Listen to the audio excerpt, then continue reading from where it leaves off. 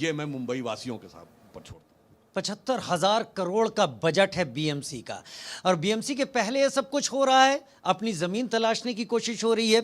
ये भी यहाँ पर हो सकता है, शायद सुधांशु जी वही इशारा कर रहा है। लेकिन मीनाक्षी राजवंशी जी, अब मैं आपको यहाँ पर दूंगा पॉलिटिकल एनालिस्ट, आप सवाल पूछ लें। सर, मेरा क्वेश्चन ये है आपसे कि ऑपरेशन सिंदूर कब ख़त्म होगा, कब हम उसे मान सकते हैं कि वो ख़त्म हो चुका है? इस विषय में तो सेना ही तय करेगी, मगर आप ये समझ लीजिए, जब तक आतंकवाद है तब तक ऑपरेशन सिंदूर भी चलता रहेगा। अब आप ये समझ लीजिए कि अगर वो ये सोचते थे पहले एक दौर में कि वो आएंगे, आतंकी हमले करेंगे और चले जाएंगे और भारत सिर्फ चिल्लाता रहेगा और डोजियर्स देता रहेगा, अब ऐसा नहीं होगा। अब अगर आप कुछ भी करके आएंगे तो फिर भारत डोजियर नहीं भेजेगा, फिर मिसाइल भी भेजेगा। पहले श्रीनगर मुजफ्फराबाद बस भेजी जाती थी, अब श्रीनगर मुझसे मुजफ्फराबाद मिसाइल भेजे गए हैं। तो इसमें अंतर है। अब इसने एक चीज बहुत स्पष्ट कर दी है, 3 काम जो ऑपरेशन सिंदूर ने किए। Number 1, India's era as soft state is over. Second, nuclear bluff खत्म कर दिया कि हम न्यूक्लियर पावर हैं, ये उन्होंने खत्म कर दिया। और तीसरा, अपने डॉक्ट्राइन में चेंज कर दिया, अब कभी भी कार्रवाई होगी तो हम उस पे। और इसमें सबसे बड़ा अंतर जानते क्या किया? देखिए, जो अभी हमारे डेप्यूटी चीफ ऑफ आर्मी ने भी बोला था जी, चाइनीज वेपनरी का पहली बार यूज हुआ रियल वॉर में और वो फेल साबित हुए। ये ऐसे ही होता ना, जैसे कोई गाड़ी आप खरीदने जाते हैं, स्कूटर, मोटरसाइकिल या कार, साहब इतना एवरेज देगी, मेंटेनेंस तो बिल्कुल ही कम है। जब गाड़ी सड़क पे चलती तो समझ में आता है कितना एवरेज दे रही है। तो जब सड़क पे उतरे वो लोग, और इसका प्रमाण ये है कि जो एविक सिस्टम चेंगडू, जो इनकी डिफेंस की कंपनी है चेंगडू में, जो PL-15 मिसाइल बनाती है और F-10 और F-17 एयरक्राफ्ट बनाती है, उसके शेयर्स ऑपरेशन सिंदूर के बाद धड़ाम से नीचे गिरे, 9% से लेके 20% तक नीचे गिरे। चाइना में सब कुछ गवर्नमेंट कंट्रोल्ड है, उन्होंने पूरी ताकत लगा दी शेयर्स को बढ़ाने में, तो भी वो ऑन एन एवरेज 6% नीचे रहे।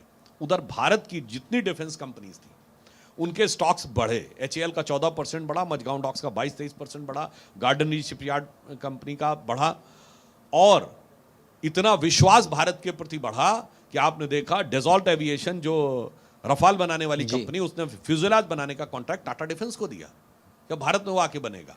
तो इसलिए हम ये कहना चाहते हैं कि इस लड़ाई में भारत ने एक बहुत स्ट्रेटेजिक सफलता हासिल की है। तो इस दृष्टि से ये अपने आप में बहुत, और इससे जुड़ी हुई चीज़ें तो अभी बहुत आगे तक चलती रहेंगी। और इससे ज़्यादा लास्ट में क्या कहूँ कि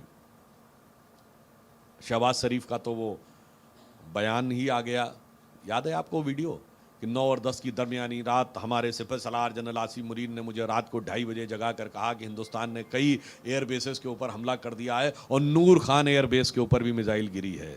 फिर जाके उन्होंने उज्बेकिस्तान में कहा कि हमने तो सोचा था 4:30 बजे फजर की नमाज के बाद अटैक करेंगे, इंडिया ने पहले अटैक कर दिया, वो मुहूर्त निकालते रह गए, हमारा मुहूर्त पहले आ गया, हमने पहले अटैक कर दिया। तो हर दृष्टि से भारत ने एक बहुत शानदार सफलता हासिल की।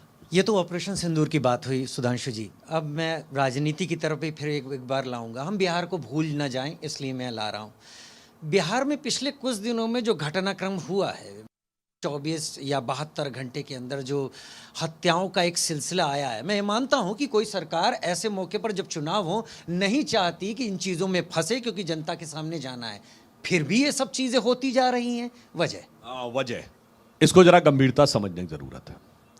चुनाव नजदीक आए और बिहार में अपराधियों के हौसले बुलंद हो गए। मैं याद दिलाना चाहता हूं 2024 का चुनाव आया था और अचानक दिल्ली में बॉम्ब की थ्रेट आई थी स्कूलों में, एक नहीं कई बार। एयरलाइंस पे भी बॉम्ब की थ्रेट आई थी। मैं किसी पे आरोप नहीं लगा रहा हूं। अचानक क्या होता है, जैसे ही एक विशेष प्रकार की शक्तियां राजनीति में मजबूत होने लगती हैं, एक विशेष प्रकार की शक्तियों के दिमाग चढ़ने लगते हैं। 24 के चुनाव के बाद भी आप याद करिए एयरलाइंस को कितनी थ्रेट्स आई थी, वो सब होएक्स।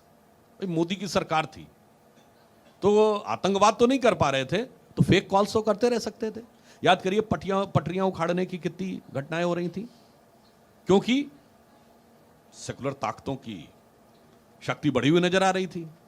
उसके बाद ये क्या हो गया, पहले हरियाणा फिर महाराष्ट्र, अब दिल्ली के बाद एकदम शांति हो गई। अब कोई होएक्स कॉल नहीं आ रहा है, थ्रेट नहीं आ रहा है, ये नहीं आ रहा है। तो मैं किसी पे आरोप नहीं लगा रहा हूं, भारत की विवेकशील जनता के ऊपर कह रहा हूं, जरा डॉट्स कनेक्ट करके देखिए।